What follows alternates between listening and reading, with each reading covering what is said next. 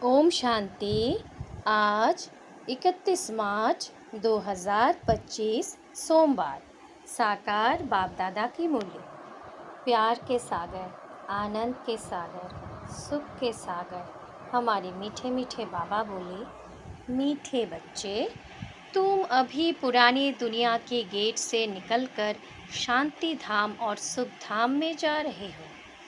बाप ही मुक्ति, जीवन मुक्ति का रास्ता बताते हैं। मीठे बच्चे, तुम अभी पुरानी दुनिया के गेट से निकलकर शांति धाम और सुख धाम में जा रहे हो। बाप ही मुक्ति, जीवन मुक्ति का रास्ता बताते हैं। प्रश्न है, वर्तमान समय सबसे अच्छा कर्म कौन सा है? वर्तमान समय सबसे अच्छा कर्म कौन सा है? उत्तर है, सबसे अच्छा कर्म है मनसा वाचा कर्मणा अंधों की लाठी बनना।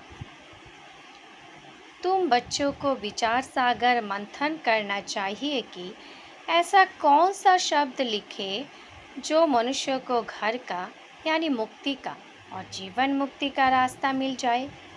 मनुष्य सहज समझ ले कि यह शांति सुख की दुनिया में जाने का रास्ता बताया जाता है। ओम शांति। जादूगर की बत्ती सुना है?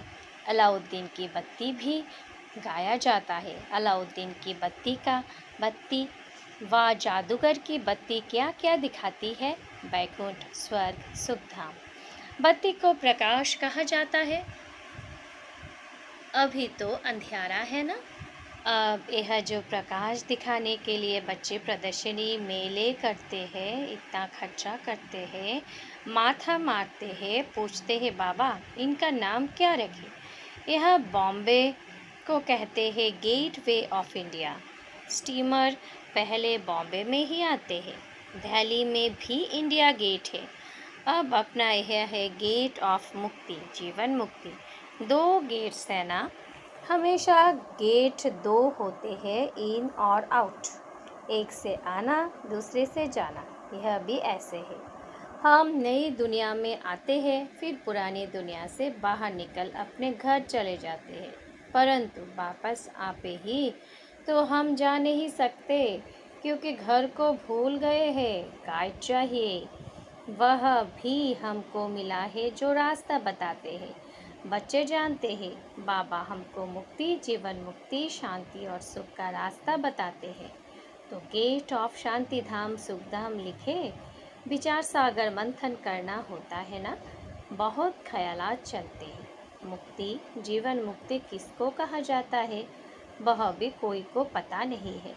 शांति और सुख तो सभी चाहते हैं, शांति भी हो और धन दौलत भी हो, वह तो होता ही है सतयुग में। तो नाम लिख दे, गेट ऑफ शांति धाम और सुखधाम, अथवा gate of purity, peace, prosperity.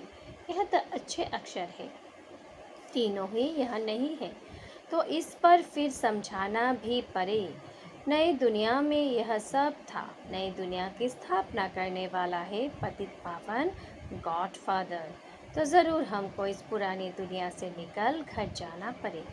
तो यह गेट हुआ ना प्रियोरिटी, पीस, प्रॉस्पेरिटी का। बाबा को यह नाम अच्छा लगता है।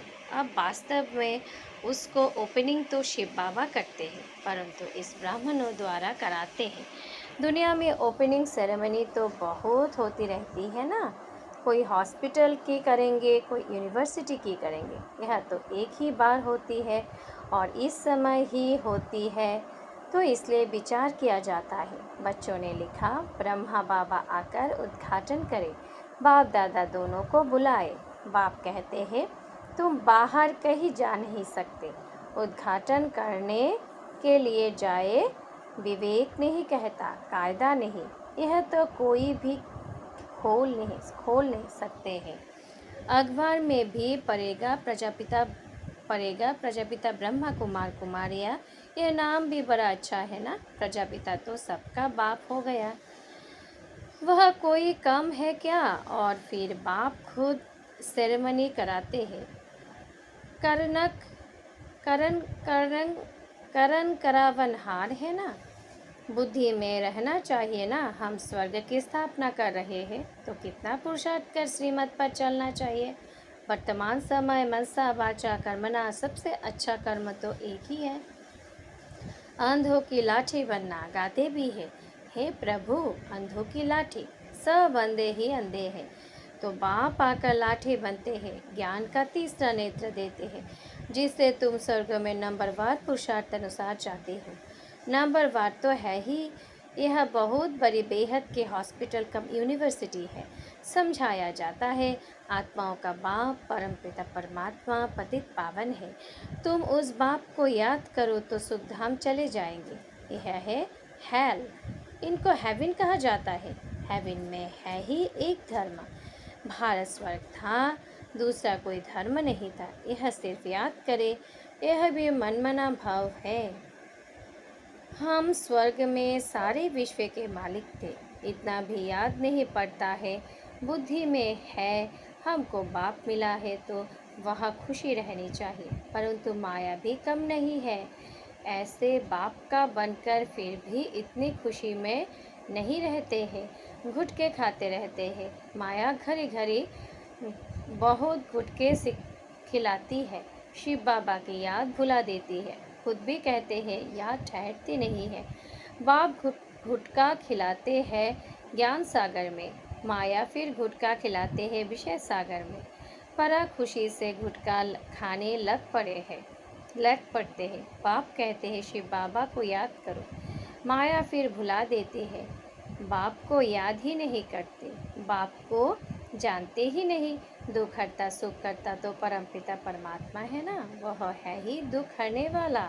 वह फिर गंगा में जाकर डुबकी लगाते हैं, समझते हैं गंगा पतित पावनी है। सतयुग में गंगा को दुख हरनी पाप कटनी नहीं कहेंगे। साधु संत आदि सब जाकर नदियों के किनारे बैठते हैं, सागर के किनारे क्यों नहीं बैठते हैं? अभी तुम बच्चे सागर के किनारे बैठते हो। ढेर के ढेर बच्चे सागर पास आते हैं, फिर समझते हैं सागर से निकली हुई यह छोटी बड़ी नदियाँ भी हैं। ब्रह्मपुत्र, सिंध, सरस्वती, यह भी नाम रखे हुए हैं। बाप समझाते हैं बच्चे, तुम्हें मनसा वाचा कर्मणा बहुत बहुत ध्यान रखना है। कभी भी तुम्हें क्रोध नहीं आना चाहिए। क्रोध पहले मनसा में आता, फिर वाचा और कर्मणा में भी आ जाता है। यह 3 खिड़कियाँ है।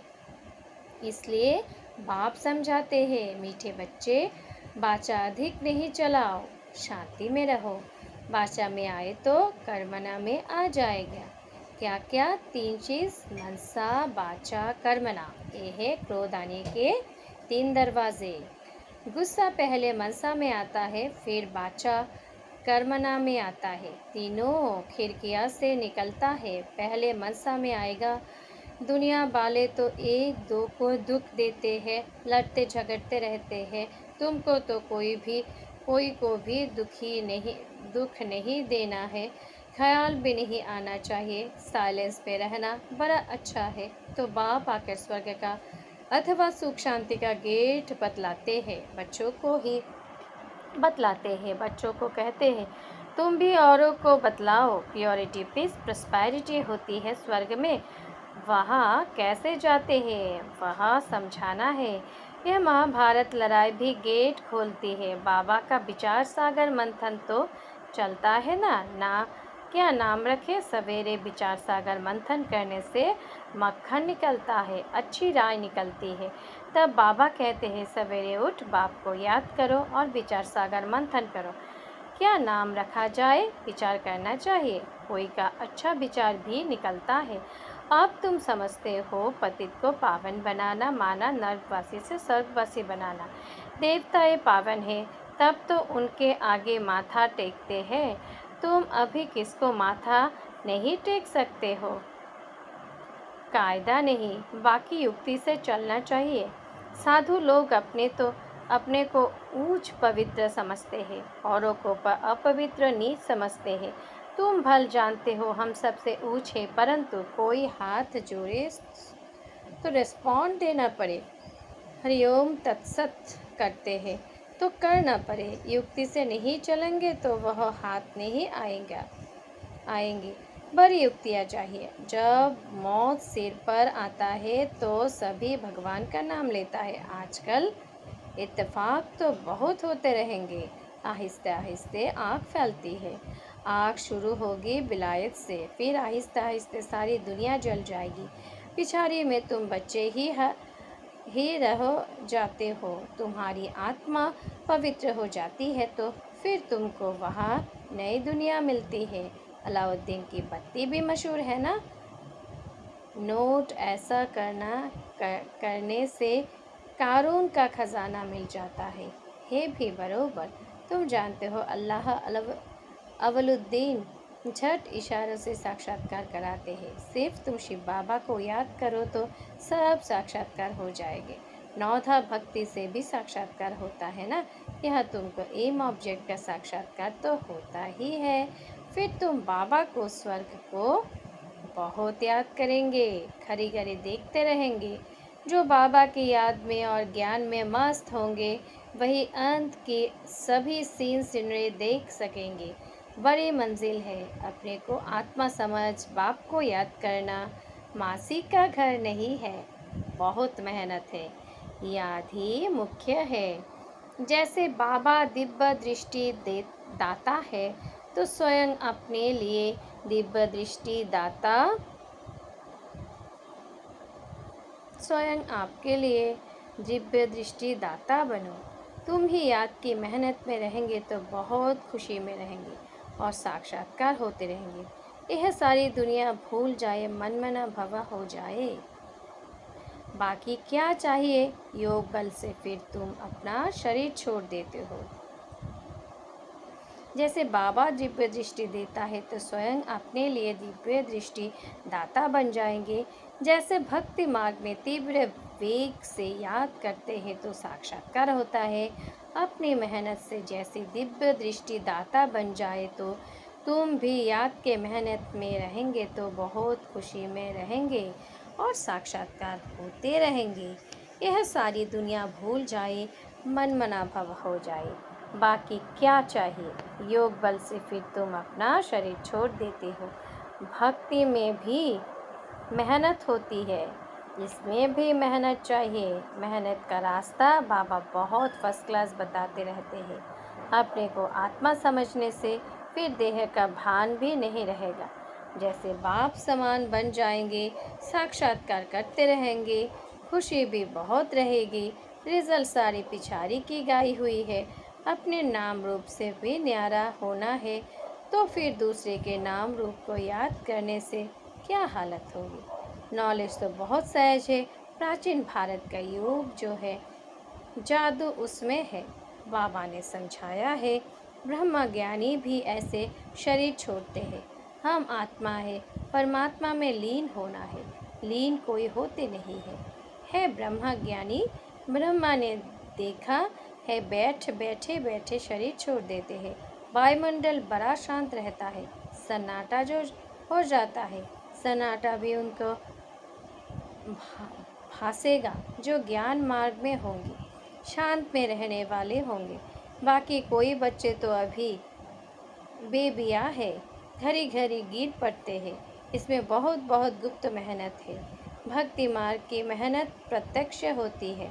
माला फेरी, कोठी में बैठ भक्ति करो। यह तो चलते फिरते तुम याद में रहते हो। कोई को पता पड़ न सके कि यह रज़ाई लेने वाली है। योग से ही सारा हिसाब किताब चुकतो करना है। ज्ञान से थोड़ी ही चुकतो होता है। हिसाब किताब चुकतो होगा याद से। कर्म भोग याद से चुकतो होगा। यह है गुप्त। बाबा सब कुछ गुप्त सिखलाते हैं।